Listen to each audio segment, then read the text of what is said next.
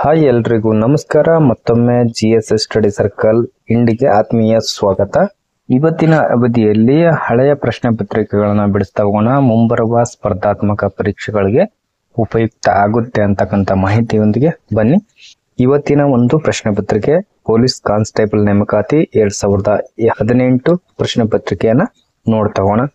ಪ್ರಶ್ನೆ ಪತ್ರಿಕೆ ಉತ್ತರಗಳೊಂದಿಗೆ ಅದಕ್ಕೆ ಸಂಬಂಧಪಟ್ಟಂತ ಇನ್ನೊಂದಿಷ್ಟು ವಿವರಣೆಯನ್ನು ನೋಡ್ತಾ ಹೋಗೋಣ. ಕೊನೆ ತನಕ ನೋಡ್ತಾ ಬನ್ನಿ ಅಂತ ಹೇಳ್ತಾ ನೋಡೋಣ. ಎಸ್, ಮೊದಲನೇ ಪ್ರಶ್ನೆ ಏನಿದೆ ಅಂದ್ರೆ, ಕನ್ನಡ ಭಾಷೆಯನ್ನು ಶಾಸ್ತ್ರೀಯ ಭಾಷೆಯನ್ನಾಗಿ ಘೋಷಿಸಿದ ವರ್ಷ ಯಾವುದು? ನೋಡ್ತಾ ಇದ್ದೀವಿ 2024, 2007, 2008, 2011 ಆಯ್ಕೆಗಳಿದ್ದಾವೆ. ಸರಿಯಾದ ಉತ್ತರ ನೋಡೋದಾದ್ರೆ ಆಯ್ಕೆ ಸಿ ಸರಿಯಾಗಿರತಕ್ಕಂಥದ್ದು. 2008ರಲ್ಲಿ ಕನ್ನಡ ಭಾಷೆಗೆ ಶಾಸ್ತ್ರೀಯ ಭಾಷಾ ಸ್ಥಾನಮಾನವನ್ನ ಘೋಷಿಸಲಾಯಿತು ಅಂತಕ್ಕಂಥದ್ದು ನೋಡ್ತಾ ಇದ್ದೀವಿ. ಹಾಗೆ ಭಾರತದಲ್ಲಿ ಎಷ್ಟು ಭಾಷೆಗಳಿಗೆ ಶಾಸ್ತ್ರೀಯ ಸ್ಥಾನಮಾನವನ್ನ ದೊರಕಿದೆ ಅಂತಕ್ಕಂಥದ್ದು ನೋಡ್ತಾ ಇದ್ದೀವಿ. 2008ರಲ್ಲಿ ಕನ್ನಡ ಭಾಷೆಗೆ ಶಾಸ್ತ್ರೀಯ ಸ್ಥಾನಮಾನ ದೊರಕಿದ್ರೆ ಒಟ್ಟು ಭಾರತದ ಭಾಷೆಗಳಲ್ಲಿ 6 ಭಾಷೆಗಳಿಗೆ ಶಾಸ್ತ್ರೀಯ ಸ್ಥಾನಮಾನವನ್ನ ದೊರಕಿರ್ತಕ್ಕಂಥ ಎಷ್ಟು ಭಾಷೆ? 6 ಭಾಷೆಗಳಿಗೆ ಅಂತಕ್ಕಂಥದ್ದು ನೋಡ್ತಾ ಹೋಗೋಣ ಒನ್ ಬೈ ಒನ್. ತಮಿಳು ಭಾಷೆಗೆ 2004ರಲ್ಲಿ ಶಾಸ್ತ್ರೀಯ ಸ್ಥಾನಮಾನ ಪಡೆಯಿತು ಅಂತಕ್ಕಂಥದ್ದು. ಹಾಗೆ ಸಂಸ್ಕೃತ ಭಾಷೆ ನೋಡ್ತಾ ಇದ್ದೀವಿ, ಅದು 2005ರಲ್ಲಿ ಶಾಸ್ತ್ರೀಯ ಸ್ಥಾನಮಾನ ನೀಡಿರತಕ್ಕಂಥದ್ದು. ಹಾಗೆ ತೆಲುಗು ಮತ್ತು ಕನ್ನಡ ಭಾಷೆಗಳಿಗೆ 2008ರಲ್ಲಿ ಶಾಸ್ತ್ರೀಯ ಸ್ಥಾನಮಾನವನ್ನ ನೀಡಲಾಯಿತು ಅಂತ. ಒಂದೇ ವರ್ಷದಲ್ಲಿ 2 ಭಾಷೆಗಳಿಗೆ, ತೆಲುಗು ಮತ್ತು ಕನ್ನಡ ಭಾಷೆಗಳಿಗೆ ಶಾಸ್ತ್ರೀಯ ಸ್ಥಾನಮಾನವನ್ನ ನೀಡಲಾಯಿತು ಅಂತಕ್ಕಂಥದ್ದು ನೋಡ್ತಾ ಇದ್ದೀವಿ. ಹಾಗೆ ಮಲಯಾಳಂ ಭಾಷೆಗೆ 2013ರಲ್ಲಿ ಶಾಸ್ತ್ರೀಯ ಸ್ಥಾನಮಾನ ನೀಡಲಾಯಿತು. ಹಾಗೆ ಒರಿಯಾ ಭಾಷೆಗೆ 2014ರಲ್ಲಿ ಅಂತಕ್ಕಂಥದ್ದು. ಹಾಗೆ ಇತ್ತೀಚಿನ ಅವಧಿಯಲ್ಲಿ ಇನ್ನೊಂದಿಷ್ಟು ಭಾಷೆಗಳು ಶಾಸ್ತ್ರೀಯ ಸ್ಥಾನಮಾನಕ್ಕೋಸ್ಕರ ಒತ್ತಾಯ ಮಾಡ್ತಕ್ಕಂಥದ್ದು. ಅದರ ಬಗ್ಗೆ ಮುಂಬರುವ ಒಂದು ಅವಧಿಯಲ್ಲಿ ನೋಡ್ತಾ ಹೋಗೋಣ. ಪ್ರಸ್ತುತ 6 ಭಾಷೆಗಳಿಗೆ ಶಾಸ್ತ್ರೀಯ ಸ್ಥಾನಮಾನವನ್ನ ನೀಡಲಾಯಿತು ಅಂತಕ್ಕಂಥದ್ದು ನೋಡ್ತಾ ಇದ್ದೀವಿ. ಮುಂದಿನ ಪ್ರಶ್ನೆ, ಗಣಕಯಂತ್ರದ ಮೆದುಳು ಯಾವುದಾಗಿದೆ? ಗಣಕಯಂತ್ರದ ಮೆದುಳು ಯಾವುದು? CD drive, memory, CPU, control unit ಅಂತೇಳಿ ಆಯ್ಕೆಗಳನ್ನ ಕೊಟ್ಟಿರ್ತಕ್ಕಂಥದ್ದು.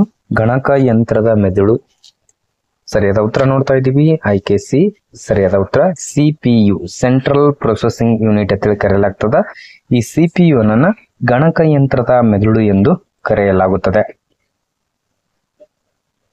ಎಸ್, ಈ ಒಂದು ಸ್ಪರ್ಧಾತ್ಮಕ ಪರೀಕ್ಷೆಯಲ್ಲಿ ಏನ್ ಕೇಳ್ತಾರೆ, ಕಂಪ್ಯೂಟರ್ನ ಇನ್ಪುಟ್ ಮತ್ತು ಔಟ್ಪುಟ್ ಬಗ್ಗೆ ಮಾಹಿತಿಯನ್ನ ಕೇಳ್ತಾ ಹೋಗ್ತಾರೆ. ಕೊಟ್ಟಿರ್ತಕ್ಕಂಥ ಆಯ್ಕೆಗಳಲ್ಲಿ ಯಾವುದು ಇನ್ಪುಟ್ ಸಾಧನ ಅಲ್ಲ ಅಂತಕ್ಕಂಥದ್ದಾಗಿರ್ಬೋದು, ಅಥವಾ ಈ ಕೆಳಗೆ ಕೊಟ್ಟಿರ್ತಕ್ಕಂಥವುಗಳಲ್ಲಿ ಯಾವುದು ಇನ್ಪುಟ್ ಸಾಧನವಾಗಿದೆ ಅಂತೇಳಿ ಕೇಳಬಹುದು. ಎರಡೂ ಕೂಡ ಮಿಕ್ಸ್ ಮಾಡಿ ಒಂದು ಪ್ರಶ್ನೆ ಕೇಳ್ತಾ ಹೋಗ್ತಾರೆ.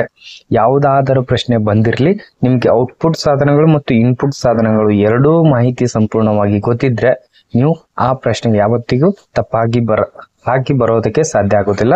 ಕರೆಕ್ಟ್ ಆಗಿ ಹಾಕ್ತಿರಿ. ಮೊದಲು ಇನ್ಪುಟ್ ಸಾಧನ ಮತ್ತು ಔಟ್ಪುಟ್ ಸಾಧನಗಳನ್ನ ತಿಳ್ಕೊಬೇಕಾಗಿರ್ತಕ್ಕಂಥದ್ದು. ಇಲ್ಲಿ ನೋಡ್ತಾ ಇದೀವಿ, ಕಂಪ್ಯೂಟರ್ನ ಇನ್ಪುಟ್ ಡಿವೈಸ್ ಅಂತ ಕರಿತೀವಿ ಅಥವಾ ಸಾಧನ ಅಂತಾನೆ ಕರೆಯಲಾಗ್ತದ. ಮೊದಲನೇದಾಗಿ ಇನ್ಪುಟ್ ಸಾಧನ ನೋಡೋದಾದ್ರೆ ಕೀಬೋರ್ಡ್ ಆಗಿರ್ಬೋದು, ಮೌಸ್ ಆಗಿರ್ಬೋದು, ಟಚ್ ಸ್ಕ್ರೀನ್ ಆಗಿರ್ಬೋದು, ಹಾಗೆ ಟ್ರ್ಯಾಕ್ ಪ್ಯಾಡ್ ಅಂತ ಕರೀತಾರೆ, ಸ್ಕ್ಯಾನರು, microphone, web camera, game controller, stylus ಅಂತೇಳಿ ಇವೆಲ್ಲವೂ ಕೂಡ ಏನಾಗಿರುತ್ತದೆ? ಇನ್ಪುಟ್ ಸಾಧನ, ಕಂಪ್ಯೂಟರ್ನ ಇನ್ಪುಟ್ ಸಾಧನಗಳಾಗಿವೆ ಅಂತಕ್ಕಂಥದ್ದು. ಹಾಗೆ ಈ ಕಡೆ ಔಟ್ಪುಟ್ ಸಾಧನಗಳು ನೋಡೋದಾದ್ರೆ monitor, printer, speaker, headphones, projector, plotter, ಹಾಗೆ ಹ್ಯಾಪ್ಟಿಕ್ ಫೀಡ್ಬ್ಯಾಕ್ ಡಿವೈಸ್ ಅಂತೇಳಿ ಕರೆಯಲಾಗ್ತದೆ. ಇವೆಲ್ಲವೂ ಕೂಡ ಏನಾಗಿದೆ? ಔಟ್ಪುಟ್ ಸಾಧನಗಳಾಗಿವೆ ಅಂತ. ಕಂಪ್ಯೂಟರ್ನ ಇನ್ಪುಟ್ ಮತ್ತು ಔಟ್ಪುಟ್ ಸಾಧನಗಳು ಮೋಸ್ಟ್ ಇಂಪಾರ್ಟೆಂಟ್ ಆಗಿರ್ತದೆ. ನೀವು ಓದಿರ್ತೀರಿ, ಪರೀಕ್ಷೆಯಲ್ಲಿ ಪ್ರಶ್ನೆಗಳು ಡೈರೆಕ್ಟ್ ಆಗಿ ಕೇಳೋದಿಲ್ಲ, ಮಿಕ್ಸ್ ಮಾಡಿ ಕೇಳತಕ್ಕಂಥ ಪ್ರಶ್ನೆ. ಇದರಲ್ಲಿ ಯಾವುದು ಇನ್ಪುಟ್ ಸಾಧನವಾಗಿದೆ ಅಥವಾ ಈ ಕೆಳಗಿನವಲ್ಲಿ ಯಾವುದು ಔಟ್ಪುಟ್ ಸಾಧನವಾಗಿದೆ ಅಥವಾ ಇವುಗಳಲ್ಲಿ ಯಾವುದು ಇನ್ಪುಟ್ ಸಾಧನ ಅಲ್ಲ, ಔಟ್ಪುಟ್ ಸಾಧನ ಅಲ್ಲ ಅಂತೇಳಿ ಕೇಳ್ತಕ್ಕಂಥ ಚಾನ್ಸಸ್ ಹೆಚ್ಚಾಗಿರ್ತದೆ. ಇದೇ ಅಲ್ಲ ಅಂತಕ್ಕಂಥ ಪ್ರಶ್ನೆಗಳು ಕೂಡ ಮೋಸ್ಟ್ ಇಂಪಾರ್ಟೆಂಟ್, ಕನ್ಫ್ಯೂಸ್ ಆಗ್ತಕ್ಕಂಥದ್ದು ಬಹಳ ಇರುತ್ತೆ. ಅದ್ರ ಬಗ್ಗೆ ಸ್ವಲ್ಪ ಕೇರ್ಫುಲ್ ಆಗಿ ಪರೀಕ್ಷೆಯಲ್ಲಿ ಗಮನಿಸಬೇಕಾಗಿರತಕ್ಕಂಥದ್ದು. ಮುಂದಿನ ಪ್ರಶ್ನೆ ನೋಡೋಣ. ಪತಂಜಲಿ ಯಾವ ಸೂತ್ರಗಳ ಸಂಕಲನವಾಗಿದೆ? ಪತಂಜಲಿ ಯಾವ ಸೂತ್ರಗಳ ಸಂಕಲನವಾಗಿದೆ? ಯೋಗ ಸೂತ್ರ, ಪಂಚತಂತ್ರ, ಬ್ರಹ್ಮಸೂತ್ರ, ಆಯುರ್ವೇದ. ಸರಿಯಾದ ಉತ್ತರ ನೋಡೋದಾದ್ರೆ ಆಯ್ಕೆ ಎ ಸರಿಯಾಗಿರ್ತಕ್ಕಂಥದ್ದು. ಪತಂಜಲಿ ಅಂತಕ್ಕಂಥದ್ದು ಯೋಗ ಸೂತ್ರಕ್ಕೆ ಸಂಬಂಧಪಟ್ಟಿದೆ ಅಂತಕ್ಕಂಥದ್ದು ನೋಡ್ತಾ ಇದ್ದೀವಿ. ಎಸ್, ಯೋಗ ಸೂತ್ರ ಅಂತಕ್ಕಂಥದ್ದು. ಪ್ರತಿ ವರ್ಷ ಜೂನ್ 21ನ ಅಂತಾರಾಷ್ಟ್ರೀಯ ಯೋಗ ದಿನವನ್ನಾಗಿ ಆಚರಿಸುವ ವಾಡಿಕೆ ಇದೆ ಅಂತಕ್ಕಂಥದ್ದು ಗಮನಿಸ್ತಾ ಇದ್ದೀವಿ. ಯಾವ ವರ್ಷದಿಂದ ಈ ಯೋಗ ದಿನವನ್ನು ಆಚರಿಸಲು ಘೋಷಿಸಲಾಯಿತು ಅಂತ ಕೇಳಿದ್ರೆ ಜೂನ್ 21, 2015 ಜೂನ್ 21ರಿಂದ ಈ ಯೋಗ ದಿನ, ಅಂತಾರಾಷ್ಟ್ರೀಯ ಯೋಗ ದಿನವನ್ನ ಪ್ರಾರಂಭಿಸಲಾಯಿತು ಅಂತಕ್ಕಂಥದ್ದು. 2024ರ ಯೋಗ ದಿನದ ಥೀಮ್ ಏನಾಗಿತ್ತು ಅಂತ ಕೇಳ್ತಾ ಹೋಗ್ತಾರೆ. ಜೂನ್ 21, 2024ರದ್ದು ಸ್ವಯಂ ಮತ್ತು ಸಮಾಜಕ್ಕಾಗಿ ಯೋಗ ಅಂತಕ್ಕಂಥದ್ದು. ಸ್ವಯಂ ಮತ್ತು ಸಮಾಜಕ್ಕಾಗಿ ಯೋಗ ಅಂತಕ್ಕಂಥ ಥೀಮ್ ನೊಂದಿಗೆ ಈ ವರ್ಷದ ಯೋಗ ದಿನವನ್ನು ಆಚರಿಸಲಾಯಿತು ಅಂತಕ್ಕಂಥದ್ದು ಗಮನಿಸ್ತಾ ಇದ್ದೀವಿ.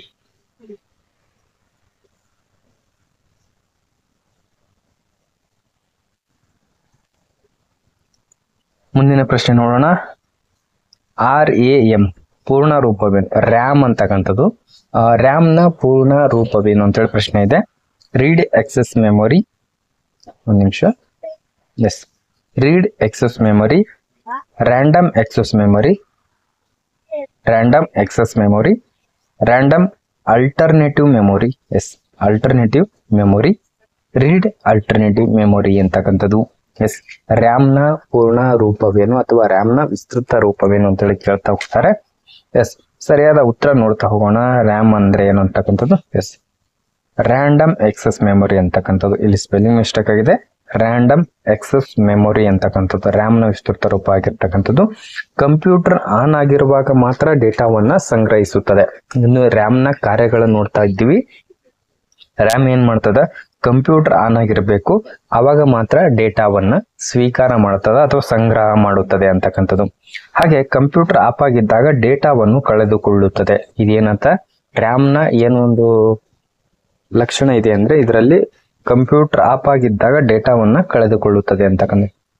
ಡೇಟಾವನ್ನು ಓದಲು ಮತ್ತು ಬರೆಯಲು ಸಾಧ್ಯವಾಗುತ್ತದೆ. ರ್ಯಾಮ್ ನಲ್ಲಿ ಸಂಗ್ರಹವಾಗಿರ್ತಕ್ಕಂಥ ಡೇಟಾ ಏನಾಗಿರ್ತದೆ ಅದು ಓದಲು ಮತ್ತು ಬರೆಯಲು ನಮಗೆ ಸಾಧ್ಯ ಆಗ್ತದ ಅಂತಕ್ಕಂಥ ಈ ಒಂದು ಲಕ್ಷಣವನ್ನು ಕೂಡ ಇದು ಒಳಗೊಂಡಿದೆ ರ್ಯಾಮ್ ಅಂತಕ್ಕಂಥ.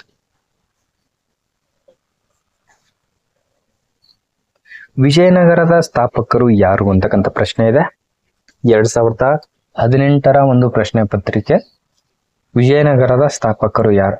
ಬುಕ್ಕರಾಯ 1, ಹರಿಹರ 1, ಕೃಷ್ಣದೇವರಾಯ, ದೇವರಾಯ 2 ಅಂತಕ್ಕಂಥದ್ದು. ಎಲ್ಲಾನೇ ದೇವರಾಯನ ಅಂತಕ್ಕಂಥದ್ದು ಪ್ರಶ್ನೆ ಇದೆ. ಎಸ್, ಸರಿಯಾದ ಉತ್ತರ ನೋಡೋಣ. ಈ ಒಂದು ಪ್ರಶ್ನೆಗೆ ಗ್ರೇಸ್ ಅಂಕ ನೀಡಲಾಗಿತ್ತು.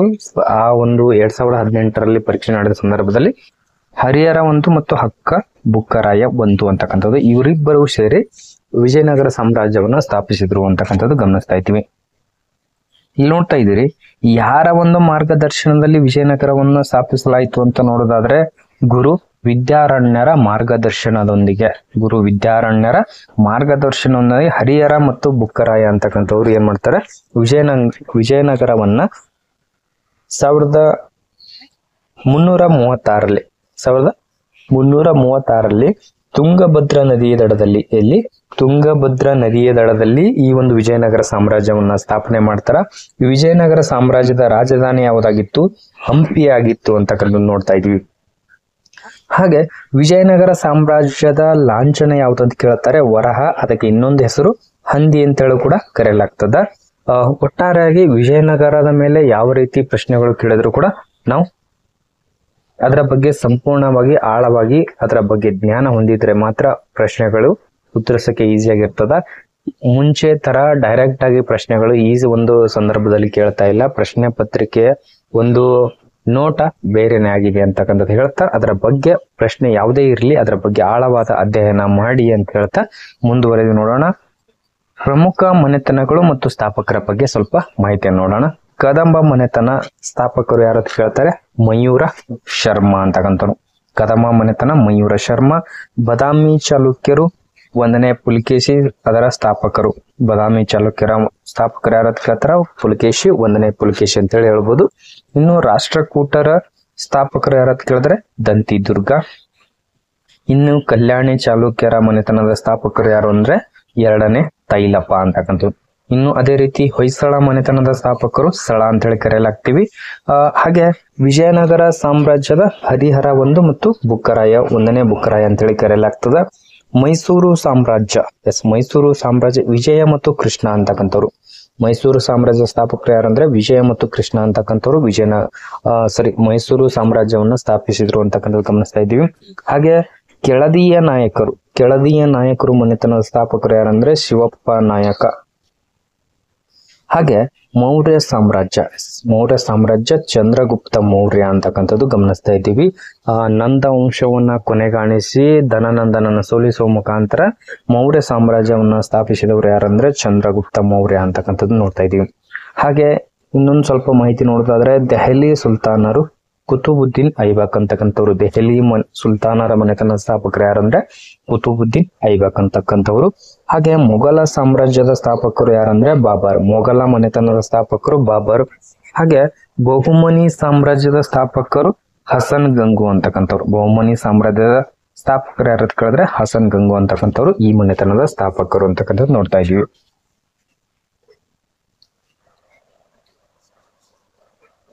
ಹಾಗೆ ಮುಂದಿನ ಪ್ರಶ್ನೆ ನೋಡೋದಾದ್ರೆ, ಚಾಲುಕ್ಯರ 2ನೇ ರಾಜಧಾನಿಯಾಗಿದ್ದ ಬಾದಾಮಿಯ ಇನ್ನೊಂದು ಹೆಸರು ಯಾವುದು? ಚಾಲುಕ್ಯರ 2ನೇ ರಾಜಧಾನಿಯಾಗಿದ್ದ ಬಾದಾಮಿಯ ಇನ್ನೊಂದು ಹೆಸರು ಏನು ಅಂತಕ್ಕಂಥದ್ದಿದೆ.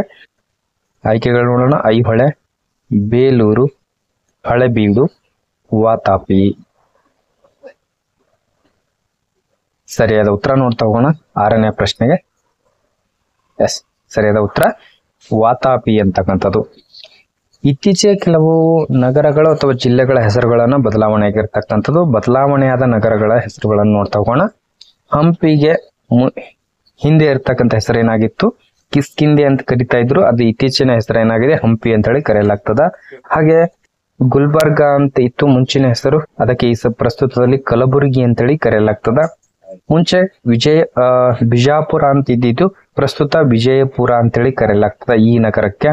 ಹಾಗೆ ಹಳೆಬೀಡು ಅಂತಕ್ಕಂಥದ್ದು ದ್ವಾರ ಸಮುದ್ರ ಅಂತಕ್ಕಂಥದ್ದು ಇದ್ದಿದ್ದು, ಪ್ರಸ್ತುತ ಹಳೆಬೀಡು ಅಂತೇಳಿ ಕರೆಯಲಾಗ್ತದ. ಹಾಗೆ ಪುರುಷಪುರ ಏನಾಗಿದೆ, ಪೇಶಾವರ ಅಂತೇಳಿ ಕರೆಯಲಾಗ್ತದ. ರಕ್ತಪುರಿ ಅಂತೇಳಿ ಕರೀತಿದ್ರು ಮುಂಚೆ ಒಂದು ಇತಿಹಾಸ ನೋಡಿದ್ರೆ. ಪ್ರಸ್ತುತ ಅದಕ್ಕೆ ಪಟ್ಟದ ಕಲ್ಲು ಅಂತೇಳಿ ಕರೆಯಲಾಗ್ತದೆ. ರಕ್ತಪುರ ಒಂದು ನಗರಕ್ಕೆ ಪಟ್ಟದ ಕಲ್ಲು ಅಂತೇಳಿ ಕರೆಯಲಾಗ್ತದ. ಪಾಟಲಿಪುತ್ರ ಅಂತಕ್ಕಂಥ ನಗರಕ್ಕೆ ಪಾಟ್ನಾ ಅಂತೇಳಿ ಕರೆಯಲಾಗ್ತದ. ಇವು ಕೂಡ ಹೊಂದಿಸಿ ಬರೆಯ ರೂಪದಲ್ಲಿ ಪ್ರಶ್ನೆಗಳು ಕೇಳ್ತಕ್ಕಂಥದ್ದು ಇರ್ತದೆ.